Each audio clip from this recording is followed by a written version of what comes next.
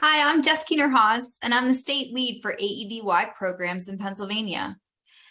Students are sent to AEDY programs for a variety of reasons, but they must all fit into our 6 criteria for sending students.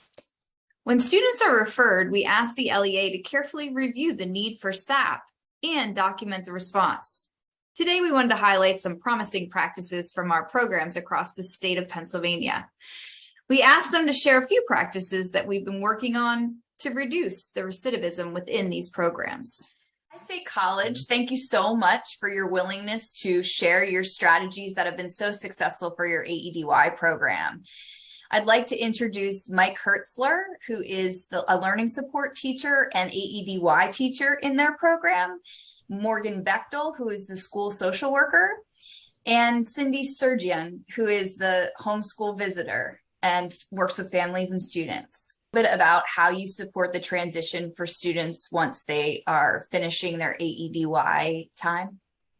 One of the things we're trying to improve on this year is maintaining the communication between the high school teachers that we are sending the kids back to and our program. So, and we've found that face-to-face communication is the key to keeping everybody feeling comfortable, keeping everybody feel like someone has their back and is supporting them. And often the teachers have anxieties, just like the students have anxieties. And so having someone who has seen both environments and has seen what the teachers are really experiencing in the classroom really helps. And also just when the students are able to see me there in the building too, it helps as a reminder that of where they have been and trying to prevent having to go back to the separate program. Thank you. Cindy and Morgan, do you want to discuss a little bit how this ties into your MTSS structure? So we meet bi-weekly as a huge team of us. So as Cindy and I are district employees, we also meet with Jean, the director of student services. We have Mike and Jen, who are the teachers, and we also have the school psychologist and an outside agency consultant. We meet together and we talk about the students and their needs, whether that's home life needs, which we take care of, and also the therapeutic component, or if we're addressing the academic goals and transitioning and things like that. So I think another really important point to point out is like all of our buildings have MTSS processes. So whenever the student is in the process of transitioning back, Morgan and I sit on those teams so that we can hear if a student's starting to struggle, and then we can collaborate with Mike and Jen to see what strategies they use so that we can share that with the teachers in their current building so that we decrease the chance of that student returning back. And then Morgan mentioned a minute ago about how we collaborate with the family. We also want to make sure that the family is an integral part of our process and that they understand the strategies so that they can then implement them in the home as well, and can be a partner with us. We don't ever want to do anything for them. We want to do it with them. So we always want to include our family. As the district social worker, I meet with them, the student individually for their therapeutic counseling needs. And then I'm also asking them about their basic needs and things like that, things that they need themselves and in the home and their family. And then I work very closely with Cindy to address that home component. Well, I really appreciate you guys coming on today and sharing these great strategies with the SAP team. Thank you so much for your time. I'm here with Bethesda Lutheran Services AEDY program. I have Allison Jackson and Carol Wodarczyk here from Bethesda, as well as Nick Jacobowski from Pyramid Health Care Services Erie Outpatient. And they're going to walk you through their process when a student requires SAP services. So Allison, can you explain what you do when a student comes to your program? I conduct the intakes for the program at this site, and if we have a student that is referred for SAP services due to a substance offense, they were vaping in school, or they had a vape, or they were caught with some sort of substance, if they are referred to us for that, then I find that out in the intake and I make a referral to Nick for SAP services. Similarly, if they weren't referred for a substance use issue, but something comes up during the course of the intake and they admit, I always ask about substance use, and if they admit to substance use, I would similarly refer to Nick, whether that's the reason why they were in our program or not. And then I make the referral and pass it on to Nick. Now, we also do every once a week, Nick does a group, one of our groups is substance abuse related. It's education and prevention, and I will let him touch on that as well. But we also do other related but not directly substance abuse groups as well. And I will let the two of them speak to that. Okay. All right. So what I do then is to augment Nick's services on education and prevention. We provide group therapy in the morning to the students. Every student is in a group. And in the afternoons, I do individual counseling. And we deal with the typical topics of peer pressure, anger, coping skills, learning to say no, family relationships, decision-making, learning to reframe and using if-then thinking, and consequences of our actions. So then that just reinforces what Nick teaches them in the prevention services then too. And likewise, if somebody during the group or individual therapy says that they have a substance abuse or their families involved with substances, again, we make a referral. I talk to Allison about it, then we make a referral to Nick for services. And then once it gets to that point, I kind of take over. So like Carol and Allison said, I do a weekly prevention education group, and it is designed for substance abuse specific topics.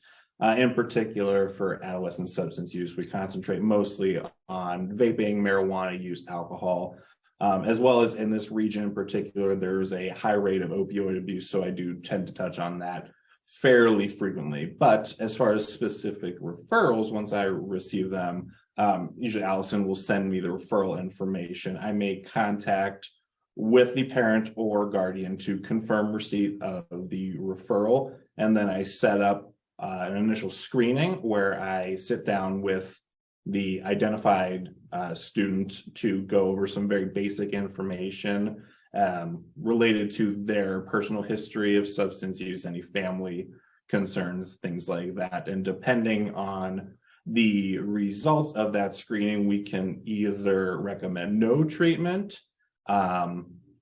There is the SAP level, our early intervention care, which I would meet with the student for individual sessions at the program. They're typically half-hour sessions, or we would recommend what's called a level of care assessment. That would be for any student who has had substance use above nicotine use within the past 365 calendar days. We always do a level of care assessment, and that's more involved. We get into family history, medical history, as well as more in-depth substance abuse and mental health questioning.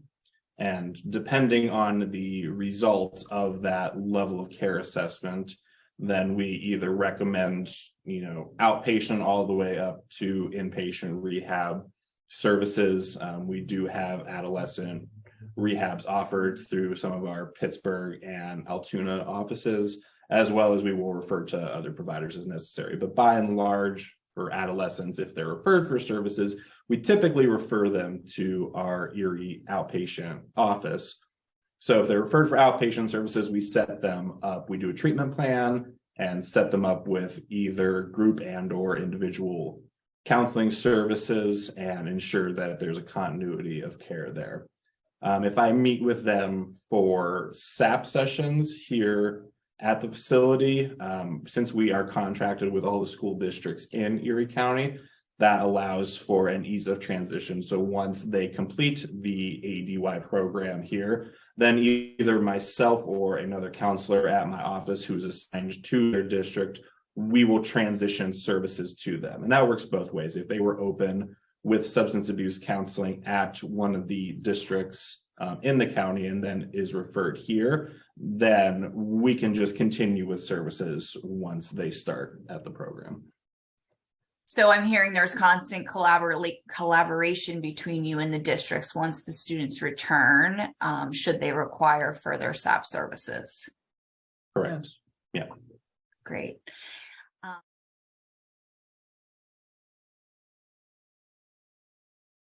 Okay, we are now with Berks County Intermediate Unit. With me in this segment is Jesse Bishop, who is the administrator for the program, Andrew Johnson, who is a counselor in the program, Jessica Bailey, who's a counselor, and Ed Yeager, who is a counselor in the program. So first, I'm going to turn it over to Mr. Johnson to speak. Okay, thank you. So I am going to start with what we do at the very beginning of the day. Once the students come in and they've gotten checked and they've done their intake, before they go in for breakfast, we do a little just headspace check-in with them. And we have a little stoplight. So we have our red, yellow, green, and we ask each student while they're coming into breakfast, where are you? How are you feeling this morning? Are you red? Are you yellow? Are you green? So it's a really quick check-in in the morning so that we can see who might need to be seen right away. So green means I'm good, I'm feeling okay, everything's kind of normal for me. Yellow means I'm a little off, I'm not feeling so good, I might want to check in with a counselor or talk to somebody. And red is I need to go to the office, I need to go to the counseling room right away, I'm just not in a good mental space, I'm ready to pop. What have you. So every morning before students come into our building, before they come into breakfast, we check in with them to know who we need to check in with. They know that we're aware of what's going on outside of the building, because a lot of times we know kids are bringing stuff in from outside. And that way we can just head things off before things get really messy. So that's one thing we start our day with. So what it looks like specifically for us is we have one of our staff members who's not a counselor, usually does those check-ins. She does attendance. So that's where we're also taking attendance, and she'll mark students off that they're here. And then she also indicates whether they're red, yellow, or green. And if any student is not green, so if they're yellow or red, usually it's yellow. If red, they're more elevated, but yellow, she'll just let us know. She'll say, hey, so-and-so is yellow. You know, they said they do want to talk, or they said they don't want to talk. And then we'll respond accordingly there. Usually also, if a student is on yellow or red, we will send out a staff email as well to let the staff know, so that in subsequent periods, teachers know, okay, this student might be on yellow. We need to, just keep a side eye on them. And if they ask for counseling or other needs, they're aware of that. Does that help? It really does. I like to understand the framework and the structure surrounding it because, if others are going to try to implement, I think it's very helpful to understand all aspects. So thank you. Hello. So to keep communication open to help parents and students when they come in for their initial intake, we have two Remind courses set up. It's an app for educators to be able to safely communicate with students and parents. And you can set it up where teachers or counselors can send out a message and nobody can reply. You can set it up as text messaging. The nice thing about it is it can translate for parents to speak different languages. They can write in their language and it can send back in whatever language you want to read it in, and vice versa. You can send a message to them. You can send out announcements. We have two. I created a Remind class for parents and we created a Remind class for the students, because sometimes there's only announcements parents need, there's only announcements students need, but it's also an open communication for the kids that they can get a hold of us anytime. And once their 45 days are up, when they go back, it's still a way to communicate. It's very effective. We have kids that have graduated and still keep it and contact us when they need support and all that. We also have a Zoom link that's already set up for them that if they're back at their home school, we communicate that they can get a hold of us there as well anytime. So when they need it, we'll just send it to the vice principal, the school counselor, whoever reaches out, and the kids can jump on with us as well. And it's helpful for our students that return to virtual when they need support. We just send them the link, they jump on with us to communicate. The Remind app has been very successful with our students because it's texting. It's a way they don't have to face. They can also, they'll reach out sometimes saying, hey, do we have school today? Or, hey, miss, I'm not feeling it. They'll give you a heads up. They tell us like, it's just not a good day. And we'll say, okay, we'll just get here and then we'll work from there. There's even times where it's been used as crisis situations where kids reach out after hours and we're able to get them the supports they need because they're reaching out. And sometimes we're the only ones that they want to tell us to. So the Remind app and the Zoom links have been very helpful. The follow-ups afterwards is crucial. And the Remind app has increased kids not repeating and coming back to their 45 days because they still know that we're supporting them and they can get a hold of us at any time. That's fantastic. So is there a sole party, going back to structure and how you implement, is there a sole party who receives the reminder? Do all of you receive? So it was created for both the parents and the students. The four of us, Mr. Bishop, Mr. Yeager, myself, and Mr. J are all on it, and they can choose who to communicate with, and it's always confidential. The nice thing about it is they can't ever delete a conversation, nor can you. And if something would ever need be, the safety point of it is you can download the entire conversation if need be from the time they started on Remind to the last message, and it can be given to police if needed, or if it's a crisis situation, mental health wise, we can say like, this is where we got the information, or, you know, for any reason. So it can never, even if they delete the app, that conversation is always saved. So it's a safety piece. You don't have to exchange phone numbers or anything.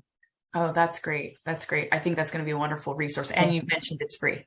It is free. And the languages, like you can pick a language, and it's been huge for our Spanish speaking parents because now they can communicate with us anytime they want. You can also want it as a text message, you want it as an email.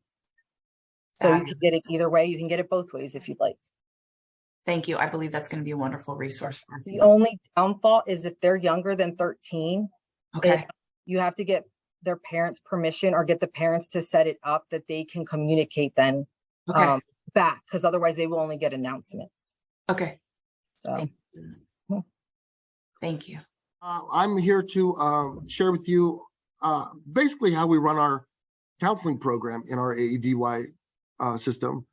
What we do weekly is on Monday, we sit down and with each student, we do an academic review, how they're doing with their academics, where they might need support for the week. We also touch on, behavior. What is your behavior goal? What do you need to do this week to improve from last week? Just do a comprehensive review of academics, behavior, and if there's any attendance issues the week before, how are you feeling this week? Let's try and shoot for 4 days this week as opposed to just 2. And practice a little mindfulness, which we try and incorporate every single day. But that's how we start our week with, academic reviews, maybe set up a SMART goal for the week. A student can, set an achievable goal that we can touch base with on Friday. Our Tuesdays are aggression replacement training. So we talk about anger, being emotions, being able to recognize the emotions, what's underneath those emotions, what are our triggers, what are our ways to handle those triggers, maybe in a better way, situations that cause frustrations. And we do a little bit of aggression replacement training on Tuesday. Wednesdays is a decision making where we present situations and talk about like, what decision would you make in this situation? And we go around and we talk about it without judgment.